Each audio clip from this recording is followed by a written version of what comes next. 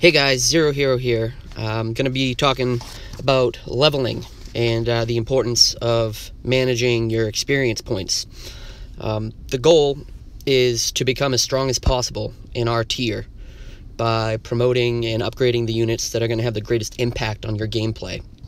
So I'm going to go over some of the buildings and units that you'll want to focus on and be mindful of when it comes to experience and upgrading and promoting.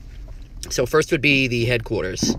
Now the headquarters is the level of the headquarter will determine the difficulty of the daily raids and the boss raids that you get, as well as the crate rewards that you receive from attacking players in the war zone. So next is your defense platforms. Okay, so the platform itself, not the turret. Okay, the platform. Ideally, you don't want these any higher than level 4 in our tier. They're pretty expensive as far as experience goes to upgrade. So level 4 will give them a decent amount of health to survive the types of attacks that we'll see in our tier here. What you'll want to do is max each turret on each platform. Okay? And this is important so that way, no matter what you have, you can change it up to fit whatever you need that's coming our way. And I'll go over what turrets are good for what in the base defense and design video. Next is you're gonna want your walls and your barriers. I would stick with level 2. You don't really need them any higher than that.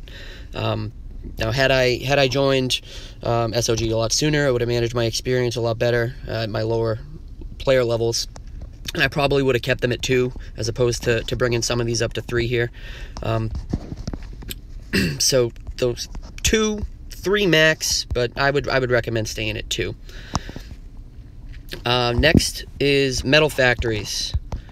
Waste of experience. You do not need metal factories. And the reason I say this is because all the metal that you can get, the best way to get it is through attacking players in the war zone. As a matter of fact, that's the best way to get any of the resources that you'll need. Metal, thorium, criticals, commons, and I'll explain all that in a separate video as well.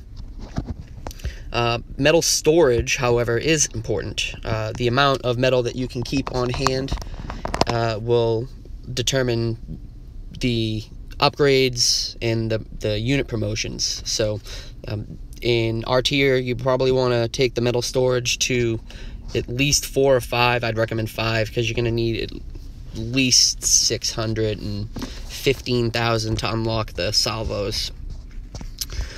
And after metal storage, we'll talk about our oil, the currency of our game. So I would upgrade your oil pumps before you upgrade your oil storage, so you can recover oil faster, and they store oil themselves anyhow. So I would keep them minimum level 3, and then depending on how much time you play, you may want to take them to 4 or 5. It really just depends on the experience that you have available. Thorium storage, waste. I have, as you can see, I have way more thorium than I'm going to use in this tier right now, so you don't need it. Don't waste the experience. So next would be our power plant. So that's what powers our transformers. So you're going to need to take that to level 4, and then you'll want to get all 3 transformers, and they really only need to be at level 1. I have 2 of them at level 2. I probably would have kept them at level 1 had I known better. The next thing after the transformers would be the minefields. So the minefield itself you don't need to upgrade. You just don't need to. It's no need to waste the experience on it, because you refill. You refill them. And but you will want to upgrade the mines themselves. So upgrading the anti-vehicle in particular, that's the mine that you're going to use the most. Anti-infantry not so much, but you know, I just worked on max and everything.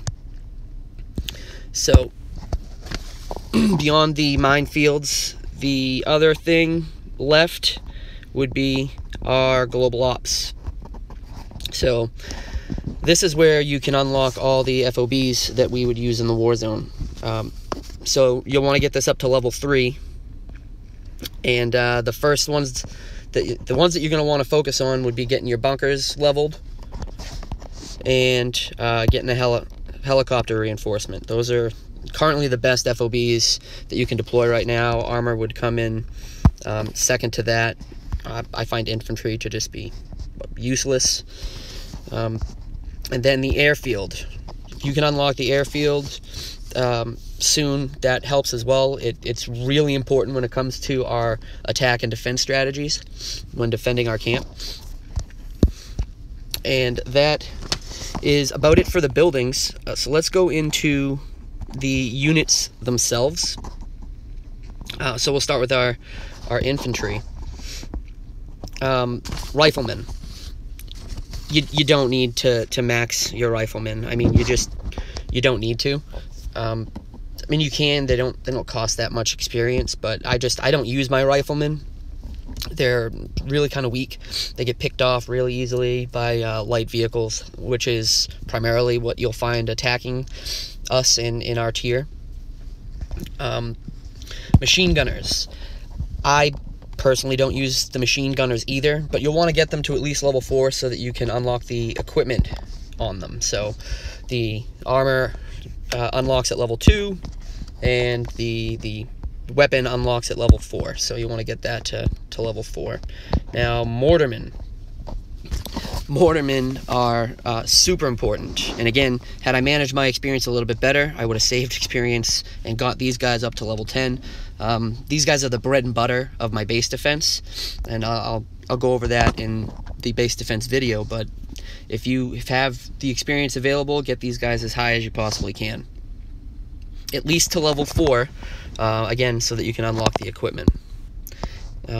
After that would be the sniper. Sniper is currently the best infantry unit in the game for so many different reasons. For baiting and taking out light vehicles, infantry, copters. They're just amazing. They don't cost any experience to promote, so that's always a big bonus. So these you can acquire the blueprints from the Monday boss raids, and possibly from the monthly event. I don't know if that's changed at all.